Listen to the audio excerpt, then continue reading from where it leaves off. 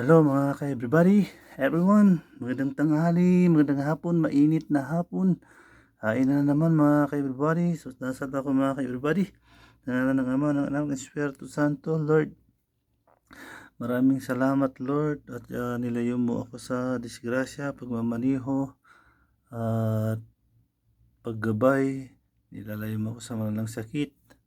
At hiling ko lagi, Lord, bigyan mo ako ng magandang pinansyal at tulungan mo ako sa aking mga anak na mapag-aral, mapagtapos silang tatlo. At kung ano man yung hiling ko sa aking sarili, Lord, basbasan mo rin yung mga nagsusubscribe, nagla-like, nanonood, nagko-comment at manonood pa lang. Lord, ako'y humihiling na kaming lahat ay bigyan mo ng magandang daan sa pinansya. So, Amen. So, ulit sit na mga everybody. Ayan o. Gulay tayo, gulay. Pagalitan tayo ni Bruha. Napagalitan ako pala. Lang yung signal na yun.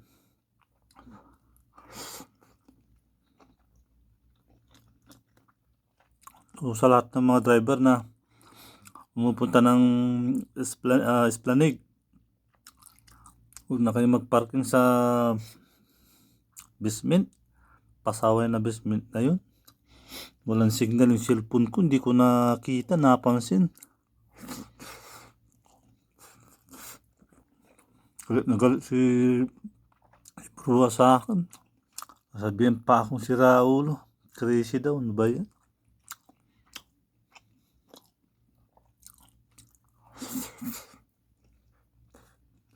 Wala akong makagawa.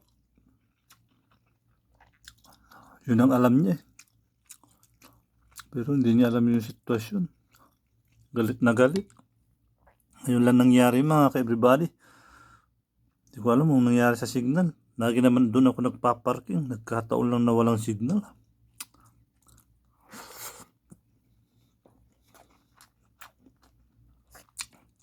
Galit na galit si Bruha. Ilagay na naman yung sarili niya na perfecto.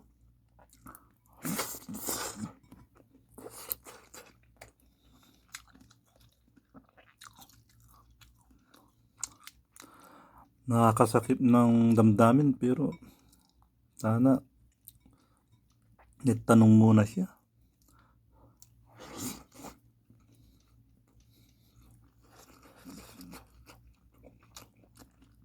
Nahalata ako kung kailan ako tumatagal mga ka-everybody. Noon din nagiging perfecto na yung mga amo. Wagas kong magsalita.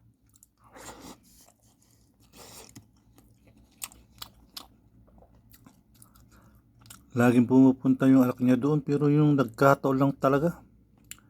Loko yung signal. Pagsabihan tuloy ako ng masasama.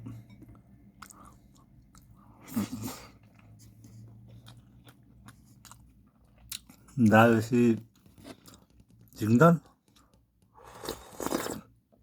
Dahil sa signal mga ka-everybody, ka-everyone. Nagalit si Bruha. Bakit ganun?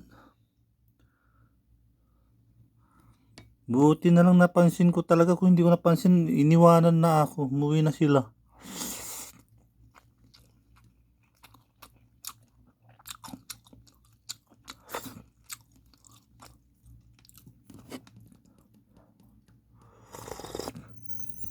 Living years na ako rito. Ngayon lang nangyari sa akin. Nawala yung signal doon. Laging doon ako pumaparking. Biglang nawala. Ko napansin. Pa yan.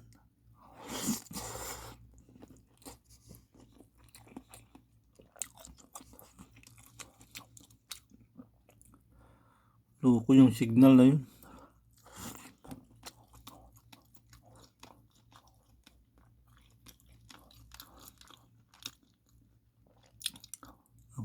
Tapos yung amo ko nagsalita parang perfecto.